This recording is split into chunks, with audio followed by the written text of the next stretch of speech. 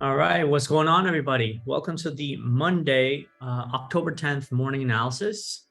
So we're going to open up with this aggr charts because I just want to show y'all, if you actually look at this down movement that we had a couple of hours ago, we see over here some long liquidity, long stops got cleaned up. So this is basically liquidation data telling you that, a bunch of longs got flushed.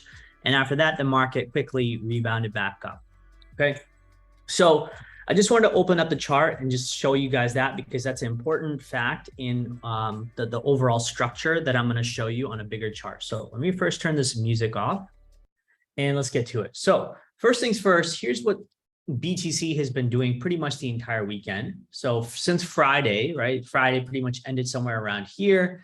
And then after that, we've been kind of chopping and chopping and chopping. And we have created this descending trend line right there. We also had a different descending trend line, which is this dotted line that you could see, which price, again, broke back down earlier this morning, and now it's trying to climb back above. All I can tell you is what's happened over the last few days here over the weekend is just a whole lot of chop, but could also be seen as a bear flag right there. Okay, so the measured move from the bear flag, like if this movement were to break down, it would probably easily take us to 18,500 right there. Okay, now I'm going to show you guys the market in a different perspective and a different lens. It's a broader lens because it's important for us to see the market like this. So if you look at since June, this is sort of the uptrending trend that we had built out, okay, over the last several months. And we chopped around this, up and down and up and down. And then here in September, we then created a different uptrend, which is this one right here. And again, since Friday, we broke that also, which is this red line right here. Then I said, okay, well, you can only make so many excuses for the market, but let's see, if we can place another, give BTC another shot and say, okay, you've broken this uptrend right here, all the way going back from June.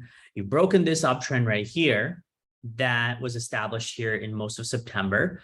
Well, you still have these wicks right here that may be able to hold up price, right? Well, even now we're actually breaking through those, this wick trend line, which is a white trend line right here.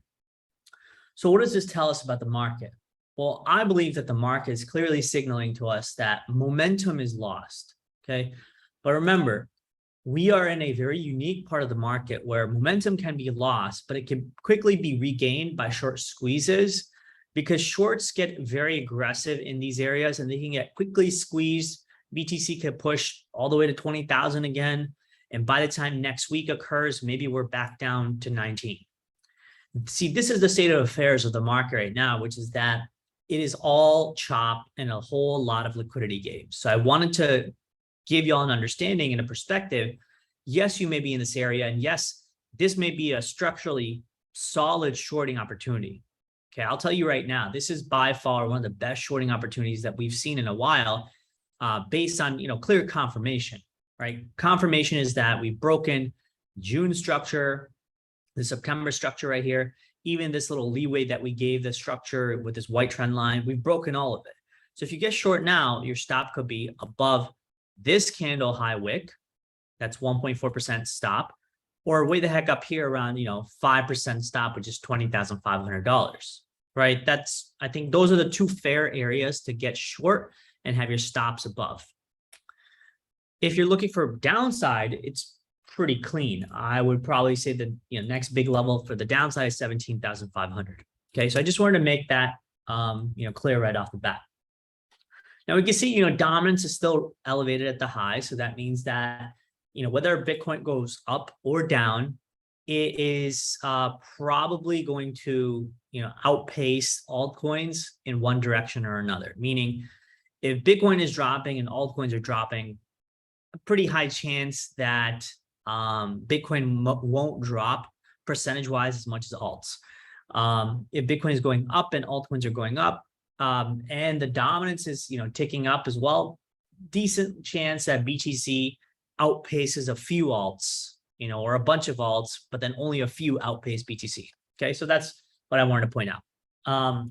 from a total market cap perspective, this is how we need to look at the total market cap. Okay. I wanted to do a broader, macro analysis, not only from the macro, economic perspective, but the high time frame picture and different metrics to view the crypto market from. So what we see in the crypto market is, once again, we have this sort of ascending structure, which price failed to hold above a few days back, which is at 917 billion. And we came back to this ascending structure here again, right? So we still have the opportunity to hold this trend line support and push towards the next point of resistance, which is 963 billion.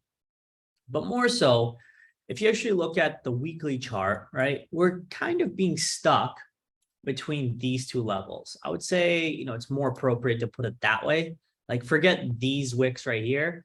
The support is 850 billion. The resistance is 112 or 1.12 trillion, right? So that's our range right now. And you can make the argument, well, it looks pretty weak here because we're just consolidating sideways. We're not breaking up. I think that's fair too. But until we start showing continuation up, right, and we're moving sideways, anything is possible. In fact, one could make the argument that in a week or two, we could break straight down on the entire crypto market and drop like 20, 30%. And a perfect example of that is when BTC in this area, if you look at the tightening of volatility here, right, this is very, very tight volatility. Okay, how do we know that? Because we can go to the BVol chart. It's a volatility index chart. If we go back, put this on a line chart, you go back, all the way to 2019 or 2018 rather, in November, when volatility starts dropping very, very low, you have a big, big spike coming up, meaning price is about to make a massive move one way or another. And I've spoken about this before with the Levitas dashboard. I stated that more often than not, crypto does not really stay quiet for very long. And with volatility down pretty much at the lows that we've seen, back here in June, July 2020, back here in November 2018, we've had subsequently, big pops after a big volatility crush like that. Okay. So I just want to illustrate that one more time with price on the chart. Where was June and July in 2020? June and July was right here in 2020 before we made, again, a big squeeze up, right? A big pop in price. Okay. Again, look at the volatility here. Very, very muted. Compare that to where we are now. Again, volatility is getting very tight here. The other time that we had tightening volatility similarly was back here. Okay, look at that. We spent almost, 2.5 months in this sideways, death range. I remember this very distinctly because I was one of the few people who actually stated that this thing is going to break down. You can go back on my YouTube and look up videos all the way back from October and November 2018. And you'll see that I called for this drop. This time around, I'll be honest, I'm not as confident in saying we have to drop this way with this magnitude. I think if we drop, it's also possible that we drop this way where we just drop into 17 or 16, and then maybe we build, this big range like that, right? That could be the big range, because there are so many uncertainties in the macro environment right now. Okay. I don't fully believe that the market is just going to continue down in a straight line. It's going to chop people to death before it does whatever it's supposed to do. It could very well be something like this, where the market, back here in 2000, if y'all remember, with this Xi Jinping pump right here, the China pump that we had a massive 20, 30% squeeze. And guess what? Right back here, we had a same sort of low that was formed for almost a month or two. Price broke below that low, took out a bunch of longs, trapped a bunch of shorts down there, and then squeezed up like 30% in 2 days. Right. So again, do not discount that kind of momentum and squeeze potential, because crypto right now is very, very tightened up, and it's coiled up to the point where big moves, almost very surprising moves, are entirely possible. Cool. All right. The other thing I want to point out is, from the bigger macro perspective, is, actually first let me do this.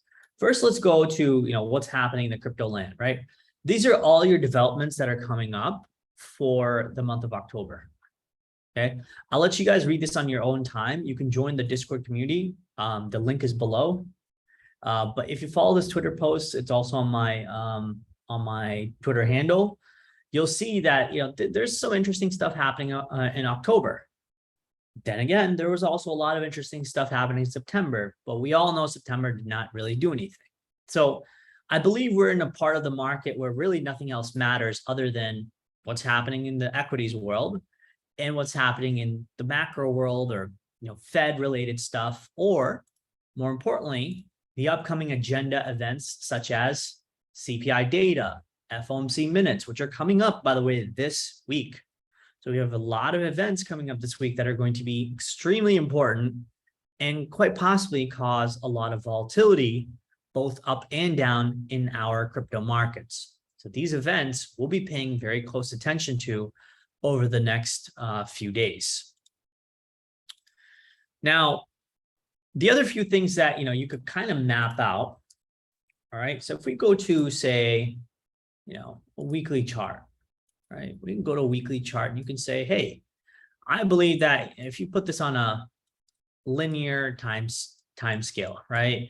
People can make all sorts of arguments and say, hey, I see, a huge sort of wedge being created right here, right? You can make the argument for this wedge right here, and you can see that, oh, well, the current candle is trying to poke outside this trend line wedge. And again, this is a linear chart, right? Linear looks a little bit different than log. I know people have their preference with using one or the other. I like to look at both. But here, let me point this out to you, right? You have a big descending falling wedge. Falling wedges, if you're not familiar with them, have a decently high probability of breaking out to the upside. And if you kind of make a measured move from the falling wedge, the argument is that, oh, well, from this high to this low of the wedge, right? If you get a breakout move from here, we can have a breakout move towards 60,000. Okay, like that I find extremely hard to believe. Even if it's a falling wedge or whatever pattern it is, because as I stated before, almost everything right now is being governed by everything outside of crypto. So whatever's happening in crypto is not isolated within crypto. Like, none of that stuff really matters. It's all about what's happening in the equities world, in the dollar, which, by the way, is spiking up again. We know that something that we've been paying attention to historically, not historically, but for the past several months, is inflation data. And with inflation data, we pay attention to oil prices. And oil prices from pretty much the end of September, which is at $75, right? Somewhere over here, spiked up almost 20%. When oil prices go up 20%, remember that puts pressures on supply chain, consumer goods, for shipment of goods, for movement and transportation of goods, and those prices and those elevated prices get passed on to the consumer, which then further tells us that, oh, well, headed into the following month, which would be November, the core CPI or inflation data could once again be a little bit elevated, right? So this is why this is such a messy part of the market that we're in. And the reason I say messy with a clear and heavy emphasis is because times like this, the market is going to be extremely untradeable. Whatever you think that you can do in the market, right, with whatever you think you can do with size, trim that like by 75% and take 75% less trades, because that is what's warranted in the current conditions of the market. Okay. And again, that's not investment advice. You guys are free to do whatever you want, but I highly encourage you start looking at your trading history over the last several months and ask yourself, are you making headway? Are you doing something meaningful in the market? Are you just trading back and forth and giving your money back to the exchanges? Okay. Now, other few things that I want to mention from the macro perspective is, number one, if you add up global liquidity, right? Remember, 2020, 2021 was about massive printing from central banks, and liquidity is flush everywhere. Okay, so central banks around the world were printing money, especially the Fed. And so this formula right here is adding the M2SL. So this is the American money velocity plus European plus Japanese money velocity plus the Chinese money velocity, right? All that divided by the respective currencies, okay? Why is it important? Because what we see here in the white is that we see global liquidity basically topping out somewhere around October, November last year, which is basically where equity markets and crypto markets topped out. You can then see from there on down, overall, all central banks around the world are tightening liquidity all together. And guess what? Most equity markets around the world, most risk assets around the world, even crypto, are falling from there onward. Whether it's equities or crypto or gold, they're not doing well. So this tells you the importance of liquidity. And until the liquidity tap gets turned on again, or say it's the dripping itself is at least started, right? You have to kind of assume that the market is going to be extremely rough for the equity space, for the crypto space. Yes, you'll have some potential opportunities to play here and there, but those are going to be intraday, few hours at most. Okay, that's how you want to trade the market right now, is you want to make sure that you're not just stuck in a position where you feel like, oh, you're catching a breakout of a new bull trend. Just almost better to assume that you're not finding a bull trend anytime soon. And wherever you can get in and get out and take profits, that's where you should be aligning yourself with in terms of trades, or just stay out. Okay. So we talked about liquidity. We talked about, events coming up this coming week. Okay. These are probably the most important things that you want to be paying attention to. Other than that, right, you have some opportunities. I don't know, maybe you can say, well, Ethereum is at a good price here at $1,300 because it was at 4,000 once. So this is like a 60-70% discount. That's fair. Okay. If you're looking 1 to 5 years out, maybe Ethereum is a pretty solid bet, right? But also remember that Ethereum went from close to $100 in March 2020 up to almost 5,000. That's a 5,000% gain. So far, we've only peeled back 72% of this 5,000%, right? Prices can go down pretty, harshly, much further down, because if you assume that, hey, well, if liquidity was flush in 2020 and 21, and now that liquidity is being peeled back, how much of that liquidity is going to get peeled back from crypto markets? Well, some make the argument that maybe almost all of it is going to come back from whatever happened in 2020. So maybe from here onward, whatever happened, prices may come back close to the point where all this initiated and started. That could mean that prices come all the way down to $100 or so for Ethereum. Now, do I believe that? Not really. I mean, I think Ethereum is probably the most valuable ecosystem or smart contract platform that we have. But do I believe that Ethereum can stay at 1,300? Probably not, especially if conditions worsen. Now, here's where I believe that the market overall is positioned. Okay, so let's go back to S&P 500.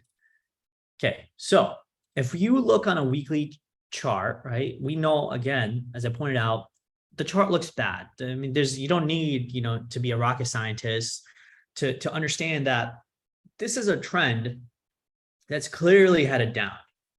Now, how fast it heads down further and how much more chop do we have to endure for the next few weeks before it heads down further? That's a different question. right? There are levels and, areas for us to watch where you could say, oh, well, maybe this level right here is another level where the S&P 500 could come back into, which is around 3,300 points. And that's another, 10% drop in the index.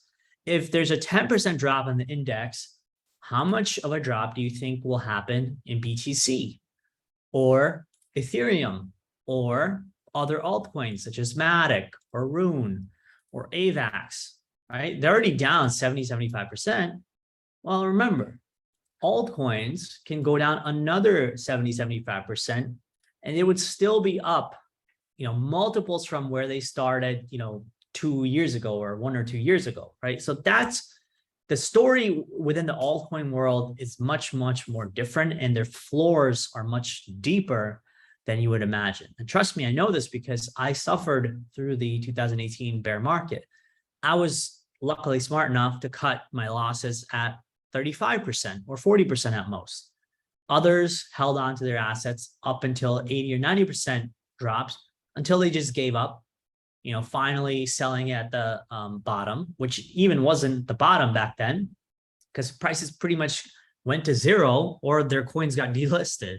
So you can kind of see it can become a very rough atmosphere within crypto. So I just want to give you all that warning that whatever you think is happening in the equity markets or crypto markets, just remember that there's no pivot yet, right? Almost everybody's waiting for the next shoe to drop. Like, is it that, last week we saw Great British Pound versus dollar, right? We saw that, a week or two ago, we had a pretty sharp drop here, right? Overnight session, we had almost a 10, 12% drop in the pound, or sorry, 8% drop. 8% drop in currencies is huge. I mean, imagine your currency loses value against, the dollar or say tradable goods overnight in a Western country. Now you expect that to happen in like defunct countries, somewhere in Asia or Africa, right?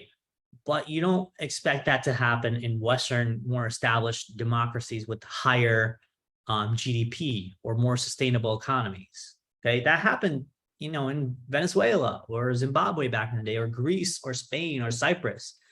But you do not expect that to happen with the British pound.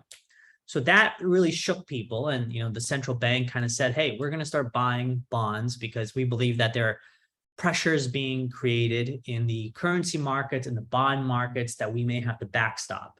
So you can see they're kind of fearful. They know that, oh, shit is hitting the fan and we got to start, maybe stepping in. But that doesn't mean that they're stepping in and saying, hey, we're turning on the taps of liquidity and, we're going to start backing off interest rates. They're not saying that at all, right? So the point is that will something break? Okay, excuse me. Will something break and say maybe the equity markets dump 10, 20% in 2 weeks? Or does the bond world break? Or does a currency or a country or a bank fail? You see what I'm saying? Like the last few weeks have been calm because nothing has been truly breaking. There have been cracks, like Credit Suisse had an issue. Last week it was Bank of England backstopping, their currency as well as their bond market, right? So you can see cracks, but if all those cracks are, say, damaging the whole dam that's holding everything back, you could see there could be a massive cataclysmic event that could set off everything, and that could crash crypto markets, equity markets, bond markets everywhere, almost like a capitulation event like we had in March. And I believe that that's the catalyst that the market may be looking for is, hey, who's going to break? Is it going to be a bank? Is it going to be a sovereign wealth fund? Is it going to be a country? Is it going to be a bunch of things together, right? All these things, I believe the market is waiting for. So right now, I think the game is just of waiting. That's it. And that's what I'm going to do as well. I'm going to sit back and wait and see what the market shows me. Other than that, we already know the market is trending down. We're in a very uncertain area where you may not feel that comfortable shorting here anyway, because it's such an uncertain, unambiguous, ambiguous area that you just don't really know what to make of it. You don't know if this is like the best area to start getting shorted because you think from here we have to head down So for now, sitting tight, waiting patiently, that's what we may have to do. All right. That's all I got, folks. Hope you all enjoy this analysis. Until then, take care. Cheers. Hit the thumbs up on the video if you do like our content. And if you want to join our Advantage community, which is all our Discord locked channels right here. I do 2 videos a day. I do numerous points of analyses in the markets. I do research papers for our members. It's $97 per month. The link is below. All right. You'll take care. Good luck. Cheers.